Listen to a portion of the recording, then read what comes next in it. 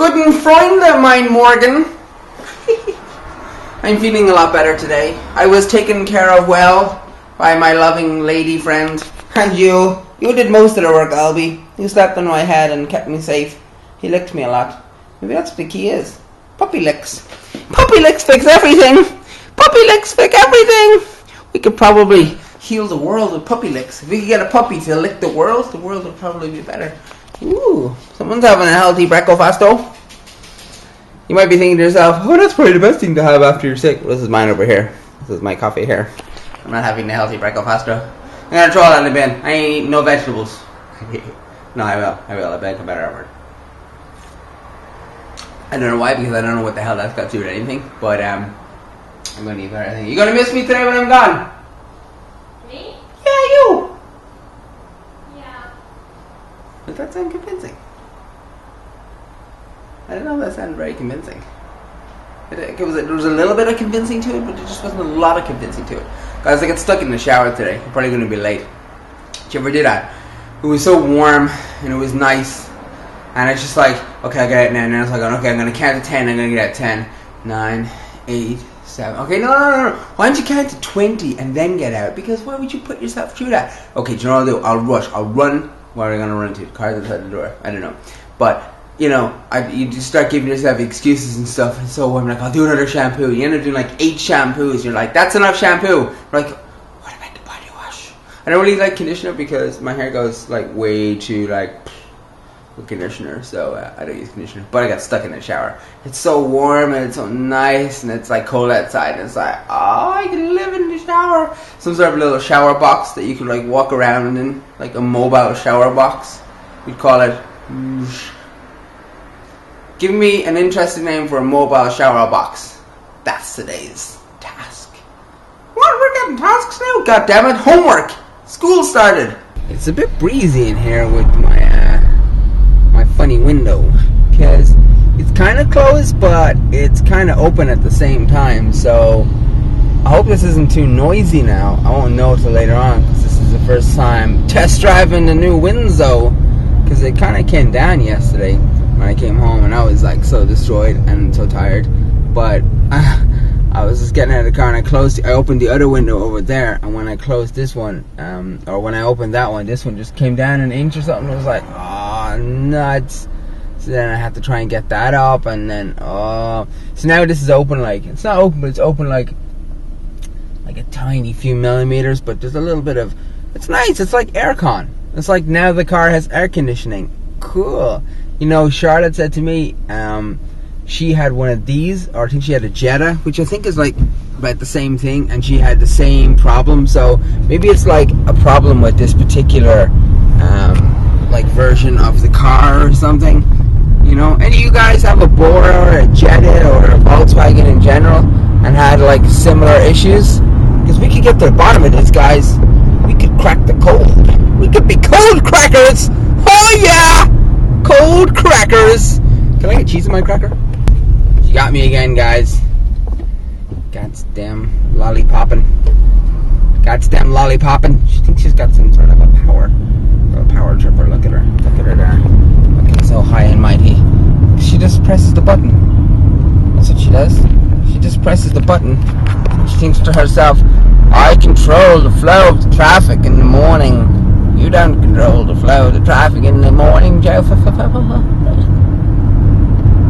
That'd be a cool job. Halt traffic! For I have the lollipop of power! And the lollipop of power says stop! I guess she got one of these lollipops of power. Why do they call her lollipop lady? Is it because she's holding a lollipop?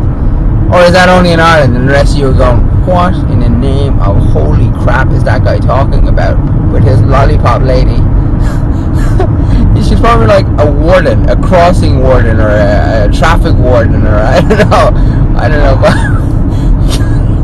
don't know. I call her a lollipop lady.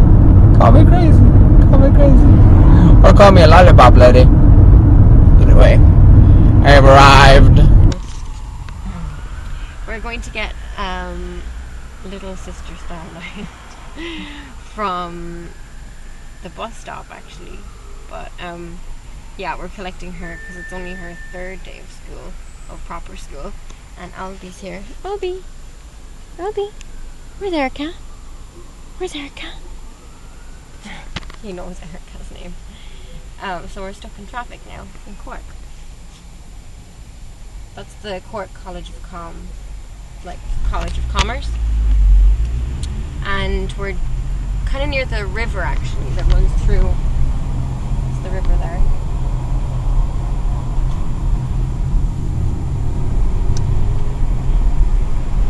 And that's a really nice church. I don't know what that's called. Is that St. Matthew's? Yeah, that's just a nice old church. It's not that old. That isn't actually that old. And this is a bridge. I don't know the name of this bridge. That's the Bank of Ireland. What the hell is going on with the subscriptions? Because 1 minute I've got 4,000 and someone left me a comment saying, hey, you got 4,000. I'm like, oh cool, so they go to the panel, it's 997. I'm like, what? Then I go back to 998, then 991, then 4002, then 995. It's like, what? So I took to give up on it because I don't know. Are you guys unsubscribing and unsubscribing? Is this a game? Is this a new game that I don't know about? I need to know about this new game. Take a note. What do you guys think of the banner? If you're not watching this on the channel homepage, I probably look like an idiot. An idioto. He's an idioto. So, September 1st, guys. It's September. What do you think of that, huh? You guys get any plans for September? You looking forward to Halloween? That's in October. Well, kind of November. Yeah. Do you know what I don't like about September? It gets colder. That's probably what happened to me. Because it just gets dramatically cold for like no apparent reason. You know why I probably thought Halloween? Because of this. Look at this little guy here. Staring at me. Staring at me. He's saying, hello, Jonathan. Hello, Jonathan. I'd like a Halloween time. A Halloween fun time. dude, you should go see a dentist. Because you've got some like, I don't know, but all your teeth are falling out. Poor guy. Someone was actually said to me on Facebook, I can't remember her name, but we were chatting away about Albi. And she was like, oh my god, like I don't mean to be like horrible or something, you know, but like, has Albi only got one eye? And it's like, I suppose most of the 4,000 people that are subscribed to me now probably won't, because I didn't even have a channel when Albi's, what did I? No, because the Got Scratched was London, but when it got removed, I had just started, because I started this channel in New Year's Eve. So, basically what happened was, we got Albi in London, we were living in London, and we came to Anna's mom's house for like a week or something like that, which is in Cork, Ireland. And when we were there, this was Albi's first time there, the cats just seemed to, like one particular cat, Nicky, the little black cat, he got really, really jealous of Albi, so sometimes he'd swipe at him. But this particular occasion, he actually made contact and scratched him like right across his eye. Poor little guy. Aww. So we brought him to the vet straight away, and the vet was like, oh no, we'll have to just check, like it could be just a simple little thing. And we were like, oh, I hope it's just like a small, simple thing. But it turned out that it escalated because the cat actually managed to pull the like iris part across, you know, so it was completely damaged, you know, so he wasn't going to be able to focus with the eye anymore. So they got a neurosurgeon. Is it an optical surgeon? A specializing with eye captain surgeon, just happened to be there in Cork that weekend doing some talk or something. So we're like, Scorzio. So we got her. He went in for surgery straight away. They kept him there for like 3 or 4 days. It was so sad. Like, I don't know if you guys ever have a dog or a child that's ever been in surgery. Like, it's so sad. Like, because you just come home and you feel like empty. You're like, what have I done? And you feel like it's your fault, you know?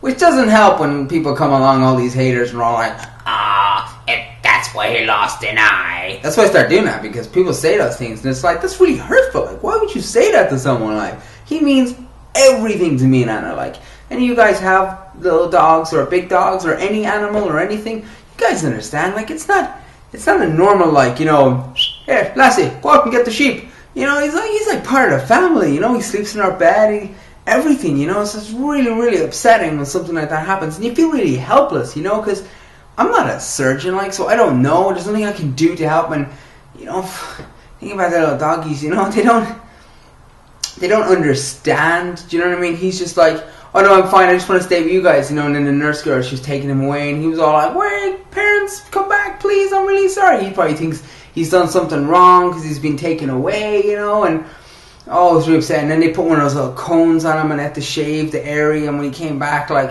we actually have pictures on Anna's Facebook, I think, of when we were actually in the surgery area. Not, obviously, I'm not going to take there was no time for pictures. But I think I took a picture when we brought him out first off. Now this is now he still had the eye, but it was all scratched. They had done surgery and tried to sew up and fix his vision, and so eventually we got him back and we had him and then we went back to London and then it improved and we took the little thing off. We didn't actually keep the thing on quite long because he didn't really like it very much, but he was quite good actually. He never scratched his eye or anything like that. He learns. He's a smart one. Everyone thinks their kid's the smartest, but the light just turned off on the camera. So we bring him back and everything's fine. We're in London, everything's great. And then we decide we're going to leave London and we move back to Ireland. Everything's fine. And it was actually, come to think of it, it was the day I set up the Lefloof channel. And I went to Donegal or Galway, Connemara for New Year's, and I took Albi and I drove back up to when we used to live in Dalkey in Dublin. So we'd only just moved in there. I went back with Albi and he was just really lethargic, you know. And that's, if you actually watch the Too Much Call of Duty, which was like my second video, but the first video was like making the snowball Erica, and I was like, oh, so I'm going to make a channel. The second one is, I think it's the second one, is the Call of Duty one. Like, that's when he was really lethargic, you know, and he was really like down and sad. And when Anna came back then a week later, she was like, oh, he looks really sad. So we're like, okay, we better bring him to the vet, you know.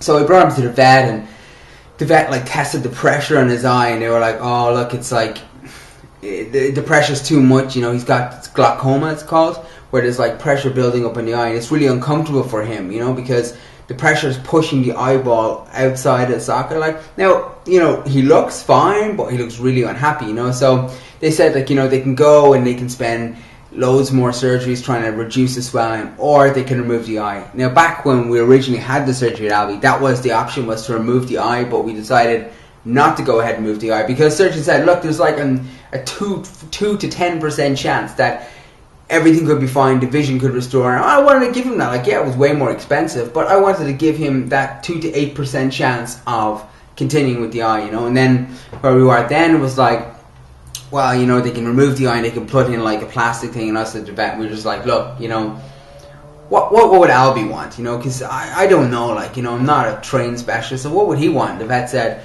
well, I think Albi would prefer to lose the eye and not to put any replacement in and just get past it. He just wants the pain gone, you know. So we said, yeah, okay, we'll go with that, you know, we'll go with what they said, the specialist said. So Albi went back in again for surgery, and he hated us for leaving him there. Took a few days, and then they called us and said, and you can actually, oh no, we had the stylist and the flute videos. If any of you guys are like, hardcore, you remember we had the stylist and the flute channel? We actually had the video there. Oh, such a shame that that's gone now. But this is kind of like the stylist and the flute. It's a degradation from the idea of a concept. Anyway, so where were we? What's that? Yeah, thanks. Down the front. I've lost my train of thought again. The camera's getting heavy on my arm. Heavy on my arm. Don't like it. So we brought it back, and you know, we collected him, and we, you know, he removed the eye, and he had, again, his face was all shaved, and it was like, you know, actually before we brought him out, the nurse says to us, now I want to prepare you guys. You have to be prepared because, you know, this could be really upsetting on you. Like, you know, don't react differently, because I'll be like, you know, he's going to come out of surgery. He's going to be excited to see us. Imagine we were all like, oh my god, what the hell is that? That's not my dog. It's a mutant.